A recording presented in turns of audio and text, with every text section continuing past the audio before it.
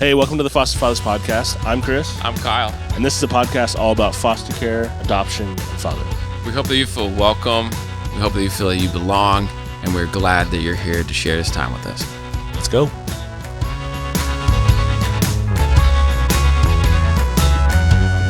Hello there, friends. Yo, yo. We have another episode that we are going to record right now.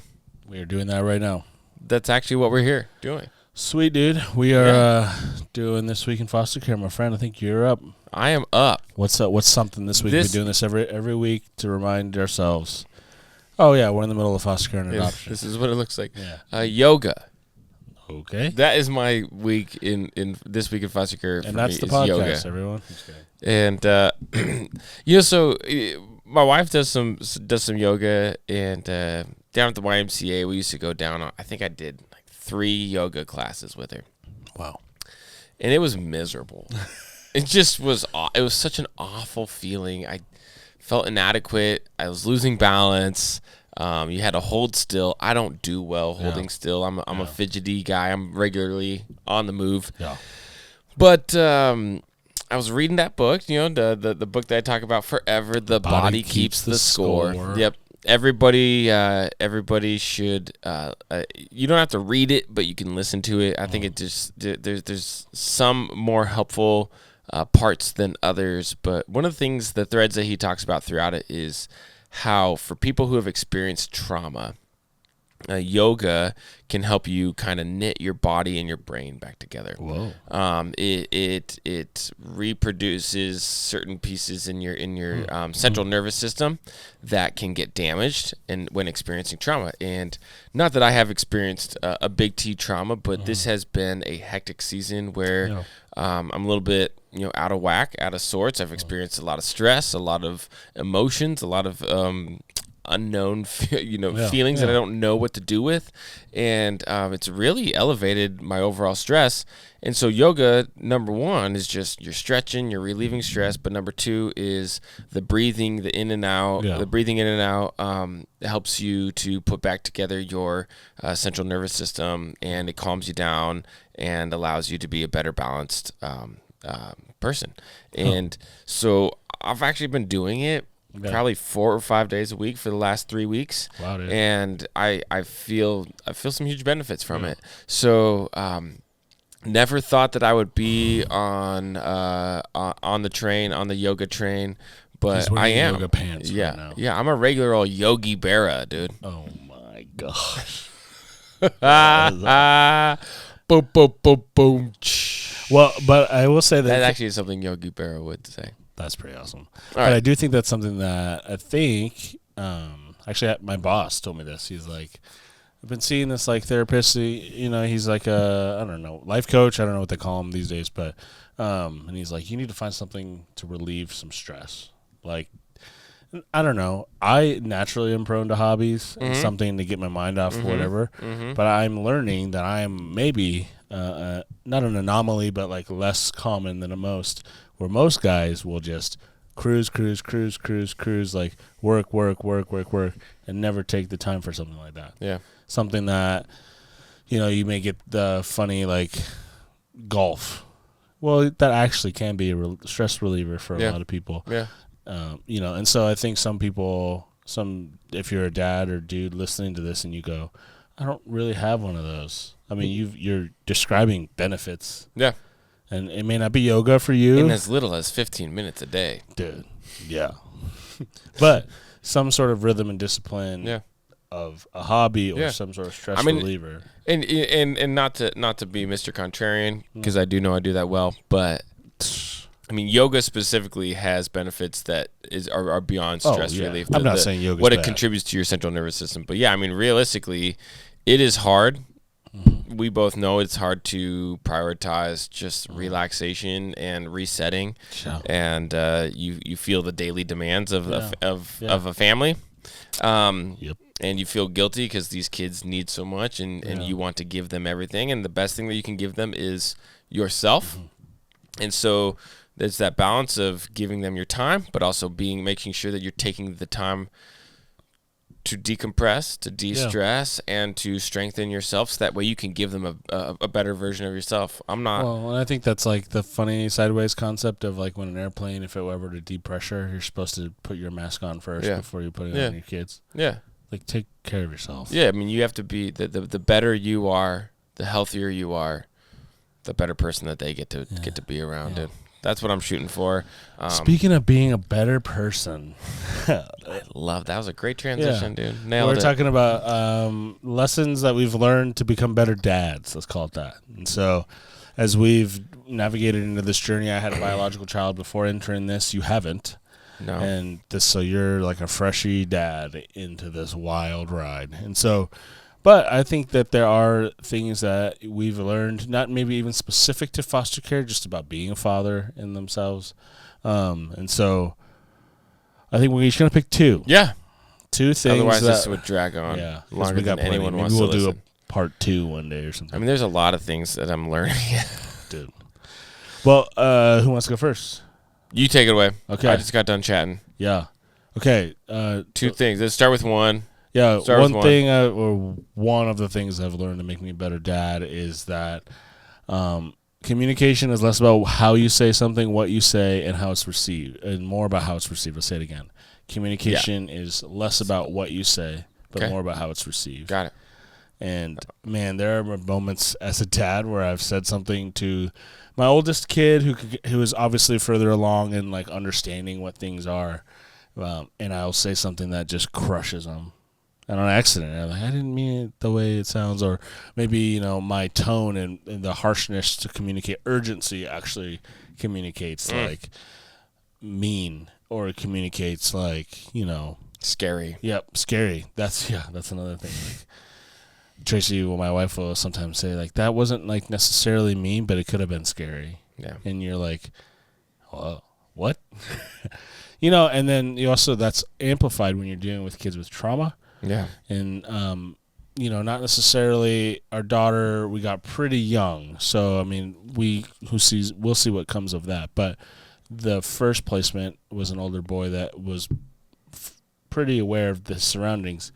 And, there's a lot at play there. We're not naive enough to know that, but to think that he didn't. But he did react in ways that were like, whoa.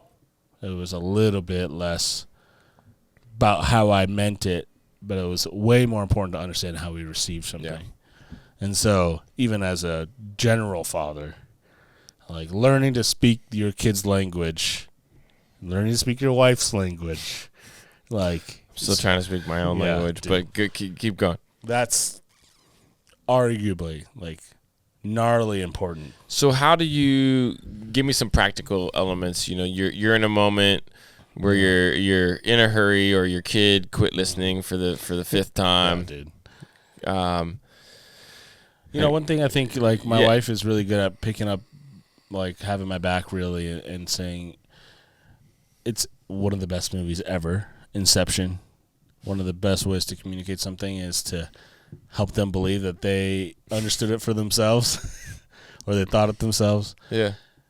As 30-something-year-old dads, we've had a lot more life than our kids. But when I choose to slow down and understand, like, hey, do you see how when you do this, this happens? Do you see when this happens, this happens? And because kids aren't dumb. Like, don't let the age deceive you. They know. When you help them understand something, it actually is like one of those moments where you slow down, you help them make a decision for themselves with them that then sets the tone for the future. Yeah. And then you go, wow, I spent a little bit longer this one time, but my kid now gets it. Yeah. I found in those situations, as much as, and this, don't get me wrong, this definitely backfires on occasion, but if I present something as like a very convincing question, like, hey, what do you think about going to the park? Yeah. Instead of saying, all right, everybody, we're going to the park. Yeah. And they're all kind of, because, they don't want to be told what to do. They're little independent dudes, just like I try to be independent too, You tell me what to do, and I automatically just wriggle. Don't tell me what to do. Yeah, right, dude. If I say that to my kids, they're already in the car. You could be like, well, maybe the park wasn't a good example. The park, we got to go to the store. You're like, hey, what if we went to the store? It's just... painting it just in a question that gives them the opportunity to engage Yeah. is like, oh, yeah, I'm making this decision. Nobody's telling me what to do. I decided, and it has backfired on me. But I found that a lot of times it actually is. That's a terrible idea. It's kind of like a mental mind, like you're like playing with their mind. Jedi mind tricks. Yeah, dude. But I think one of the things that I don't know. I'm not trying to say that Instagram wisdom is the way to go with your life, but there's a ton of great stuff out there.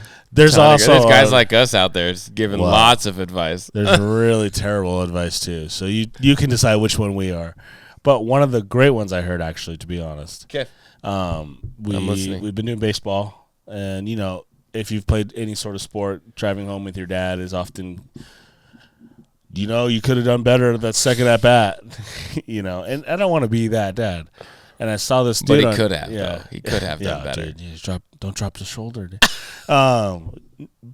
But one of the things, this guy on Instagram, just like, it's like funny how sometimes something hits you in the face and you go, oh, wow, that's awesome.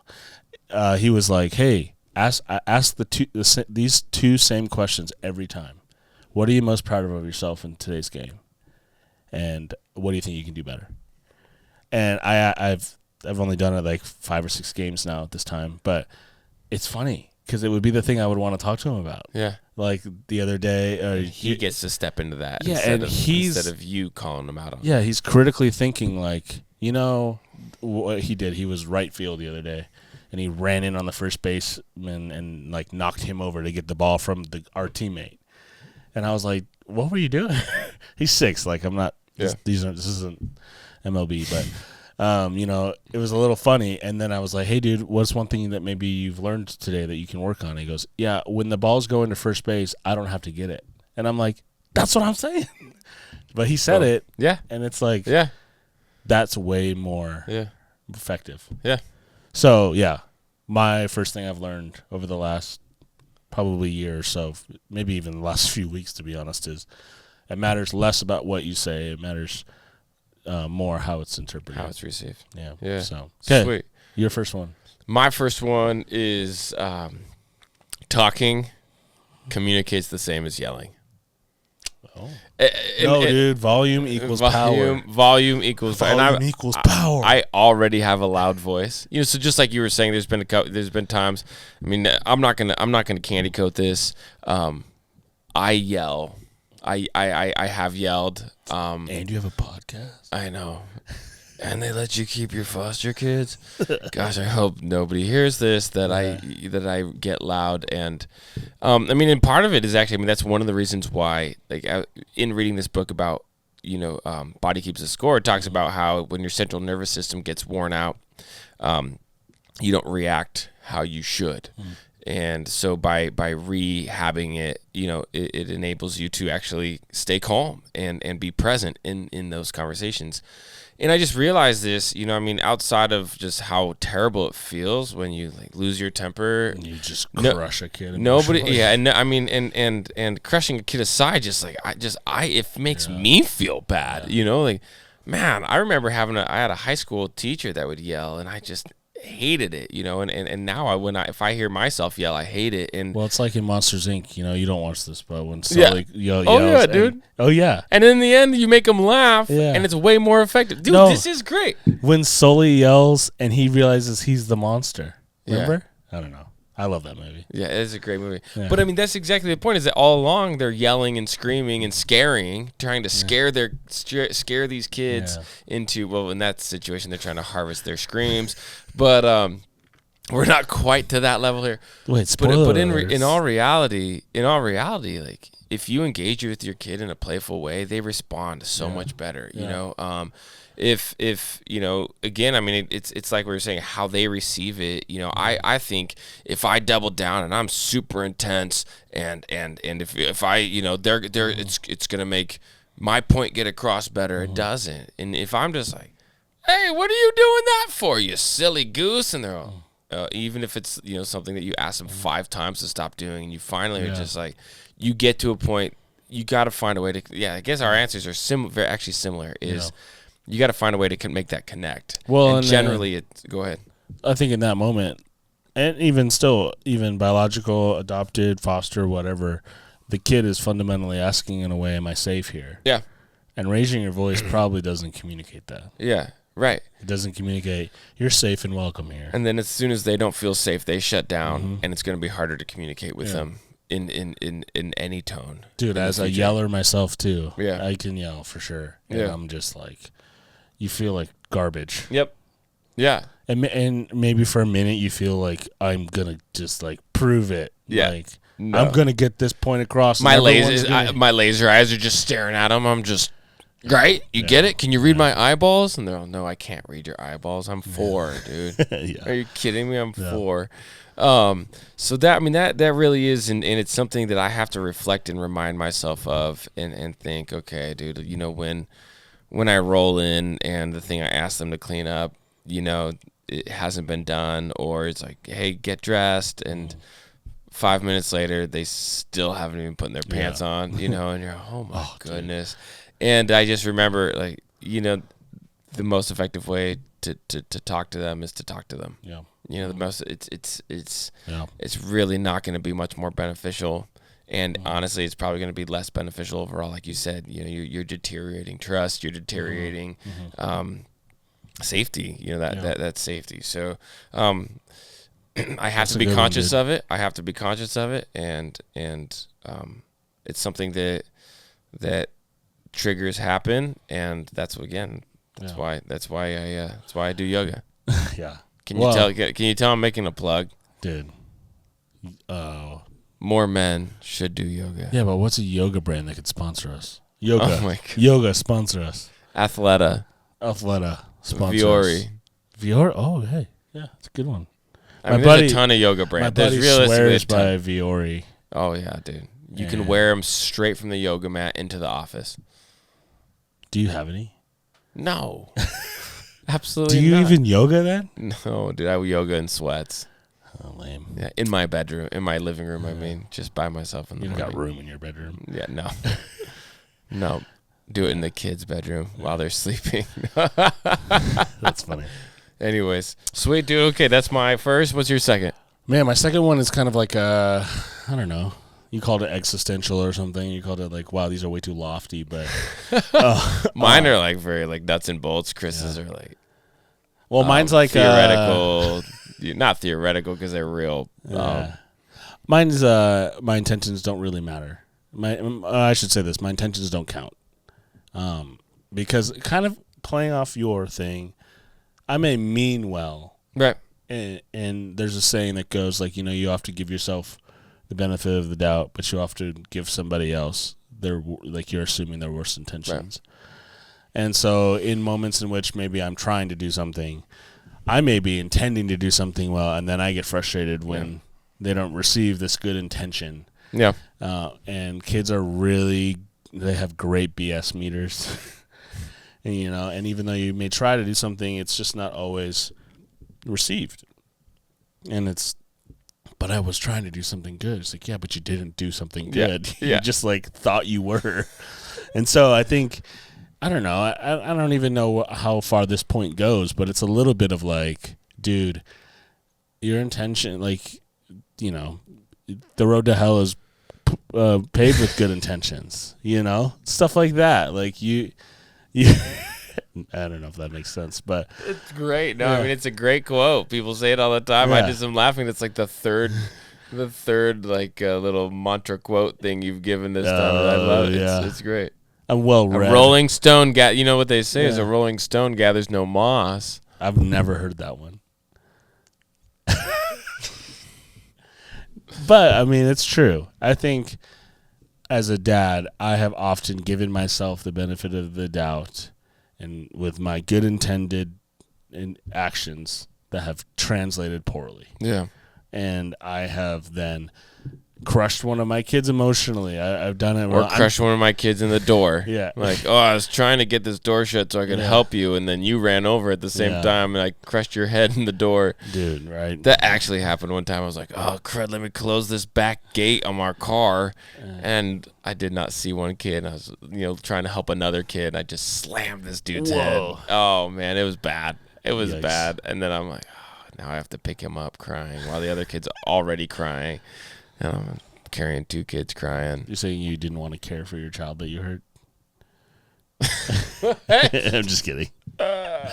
No, but yeah, I mean, I just think I'm so quick to give myself the benefit of the doubt. Yeah. Even though it's kind of like my first point. Like, what they felt matters more than what I intended. Yeah. And I should focus less on, but I'm trying, and more on like, okay, dude, this kid's not hearing it. This kid's not feeling it. Yeah. Or my well-intentioned of trying to help my son or my daughter understand why it doesn't work because I intended it to work. Yeah. It works because I chose to get down on their level, calmly talk. And maybe that's a theme in my life where maybe I'm like trying to force an issue and force a lesson on somebody because I'm well-intentioned as a father to get you to do the right thing. And if I'm intense enough about the delivery of this message, it's coming. You're gonna understand it. Yeah. No, they're not. They're not. Our listeners today are gonna be like, these guys are terrible fathers. Let's before we go into mine, let's just reiterate. We are imperfect. We're very imperfect. We have good. We have good intentions. We have the best of intentions. I mean, but it's hard. I mean, it's just hard. It's just like, and that's the thing is, I mean, I'm just grateful that like you're reflecting and learning. Yeah. I mean, sure. Yeah. You know, and I'm that's all I can, because I can't go back and fix what I've undone or done wrong, or even the things I've done right. You know, I mean, but I can move forward. I can reflect and move forward, and I'm glad that that's an opportunity, because other than that, I'd just be the same old miserable. Dude. And if you're listening, like, please give yourself some grace. Yeah. Like, obviously, what we're saying obviously is to help and to just maybe you feel like you can, I do that one too. I mean, parenting is tough, and I mean, like there's an added emotional component when you're doing foster care, when you're navigating, you know, making a right decision when there is no, you know, making the best decision when there is no right decision, is really it's stressful. Yeah. It really is stressful. I mean, this is, you know, what you guys are experiencing of how do you feel about giving a kid back, you know, when you believe in reunification, yet you struggle with you know, what's going to be the best overall place. You know, I mean, that will wreak havoc on a person, and it starts to emotionally unravel you.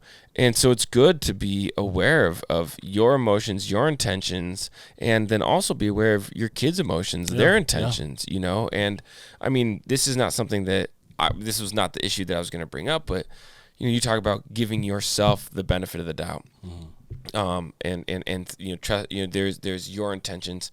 I think sometimes, I mean, here's a freebie for y'all. Something I learned is my kids are generally, you know, not generally, but probably 50% of the time innocent. You know, they did something that was just like really messed up. In my mind, I'm like, why would you do that? And genuinely, I didn't know. Like, my daughter stole a sticker from the bike shop, and we get home, and I was like, dude, what the heck? And I was like, where'd you get that? She goes, from the bike shop. And I was like, you can't take those. But we go to the checkout stand at the grocery store, and they hand out stickers like they're candy. You know, they're just handing out stickers. And so she thought, oh, here's a sticker, you know. And so, but I was at first I was kind of mad. I was like, you stole this, you know, even though it's just a sticker. It bothered me, you know, because you know, the fear of what else is she stealing. And I just realized, oh, she thought this was free, you know. So you all, you know, assuming the best intentions in your kids sometimes is really helpful as well, you know. I have a bonus one after this. That dude. Sparked mine, but no, you go yours. Okay, so my second one is the thing that I've learned is just how effective cuddles are. Oh, yeah. Just cuddling, snuggling, showing attention and physical, you know, connection through hugging and I mean, I think that's a natural thing for moms, right? But it's not that it's more special from dad, but it's maybe, I don't know. Yeah, and I mean, I'm a naturally affectionate person. I've always been that guy awkwardly in our friend group who's like, give me a hug, dude. You know, I go to guys hanging out. It's not the hug, it's the eye contact you must maintain during the hug. That's the weird part. he doesn't do that. Anyway, that's how would you even do that?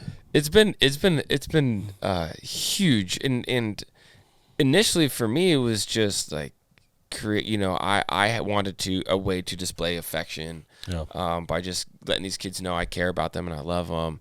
And what you actually come to find within foster care, especially and adoption, is that these kids did not experience this.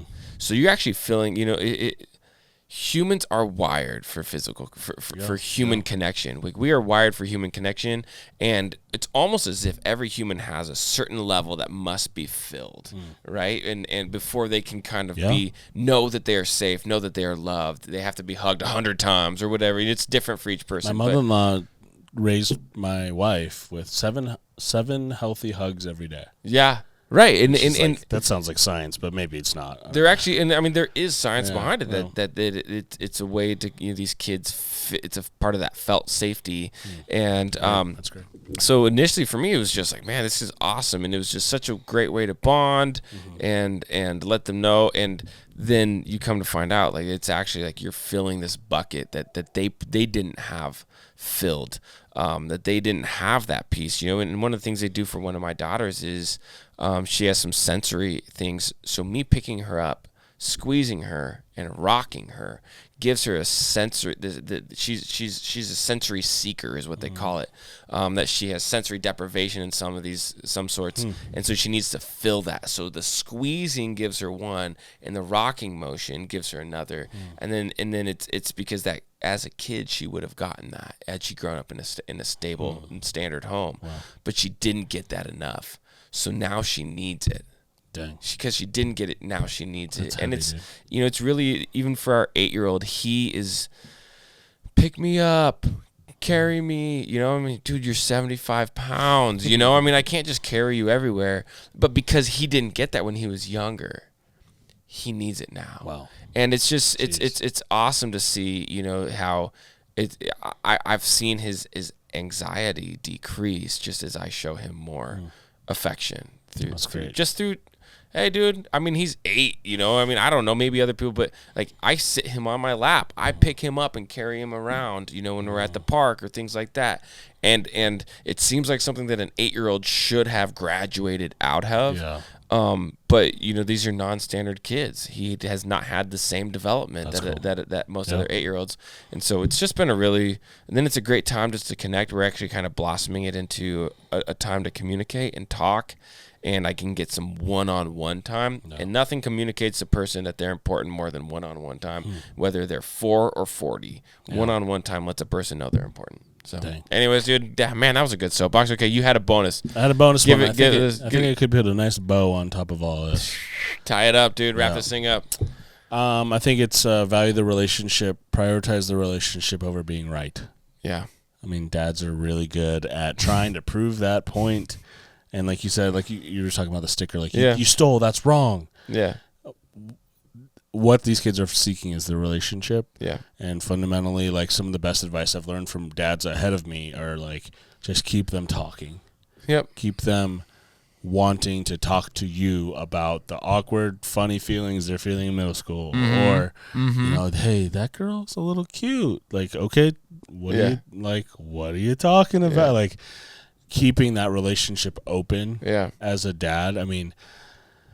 There's a reason the joke goes daddy issues, right? Like they didn't not get a joke, but but like when you choose to prioritize a relationship over being right, it's I have to imagine, obviously I'm not there yet. We're not there yet. We're pretty early on this adventure, right?